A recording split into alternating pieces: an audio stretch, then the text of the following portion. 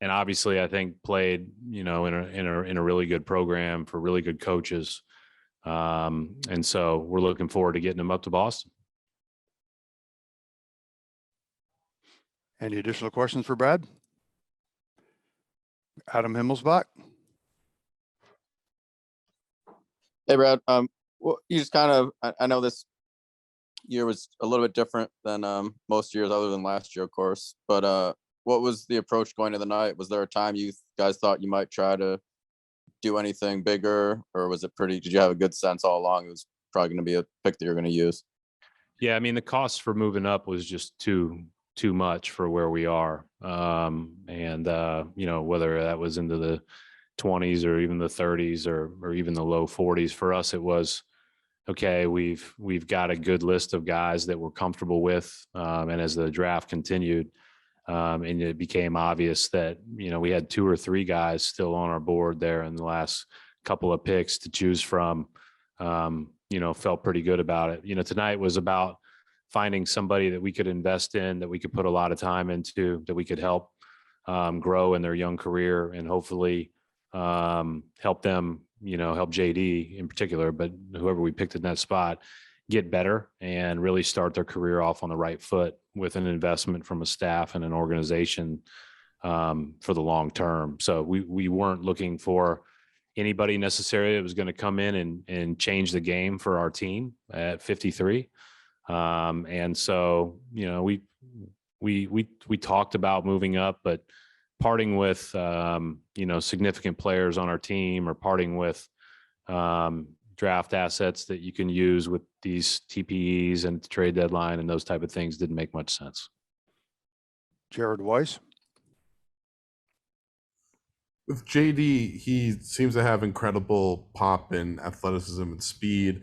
What does he need to learn in order to be able to kind of play with control while also playing at a high speed? Well, I mean, he's, first of all, what is it, June? So he's 12 months removed from high school graduation, right? So he's played 1 year of college basketball at a very high level, on a good team, and with another, with guys that were there that were, good playmakers in their own right. He had some incredible games, and he had some games where he looked like a freshman, but he also, has, consistently competed, consistently carried himself well on the court. And again, like, the ability to get into the paint is a hard thing to be able to do in this league. And so whether in transition or off of a ball screen, off an action, to be able to get into the paint, and then you learn as time goes on what the right reads are around you and making the right plays. And some of that comes with experience, but we do think he's got a good feel as far as getting the ball out of his hands quickly and finding the right people, especially on spot ups. Very unselfish in that regard. But there are things that he's got to improve, as any 19-year-old would be, but we're looking forward to helping him do that. That's our task. Bobby Manning. Hey, Brad, I'm sure you had to cast a pretty wide net with this pick, considering the amount of different ways the draft could go before it gets to you. But just how much did you, personally get to know JD and get to see and invest in him a little bit in the preparation process leading up to this?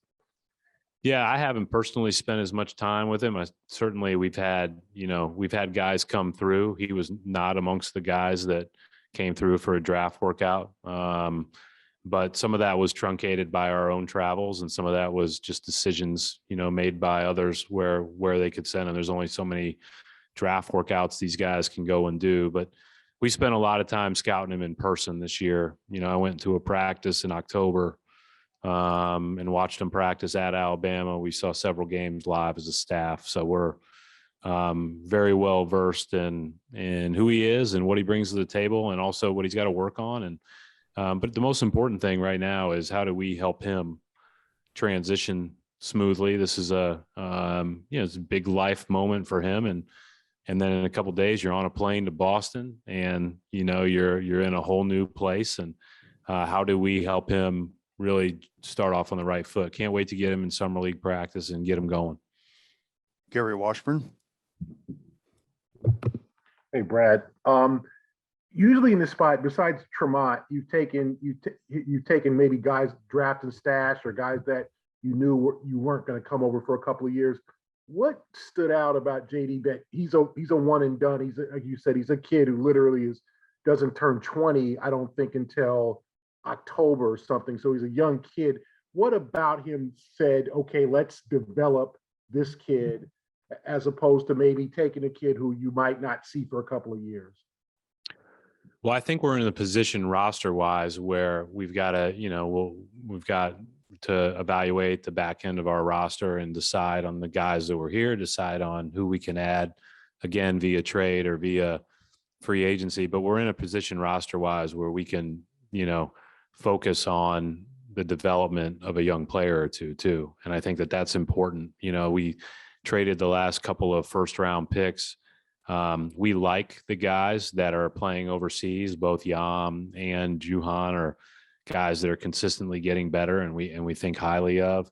And then JD's, all you have to do is turn on a couple minutes of clips, and you can see the upside. So now it's about, making it so that he gets his, accustomed to the NBA game, and he's not going to have, barring anything crazy here, like he's not going to have a ton of pressure to come in and impact us right away or move the needle for us right away. He'll be able to compete for minutes just like everybody else, but at the same time, like he can grow, develop, and focus his attention on improving. And I think that that's really a important place to be for a young player. We've got a really good team, but he'll be able to put some heat on us, with his speed on both ends of the floor that I'm looking forward to.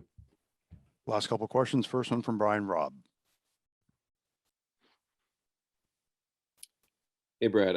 Couple questions for you. First, you mentioned, JD anticipated him playing in summer league. Who else do you guys know yet? Who else on the current roster you would be planning on playing there as well with them? And I guess with that, just the competition level, for the spots at the end of the bench with these guys, for that group, how much you eager to see, everyone kind of compete in that level? Yeah, that'll be great. Summer league practice will be the start of that. I think Austin put the list out the other day. That's, if not all, most of who will be playing. And so we're looking forward to that. I know our guys that are, have had a full week off now are looking forward to being back in the gym soon and practicing. And, it's turn right back around and get after it. So that'll be good. Brian, you had a follow-up question?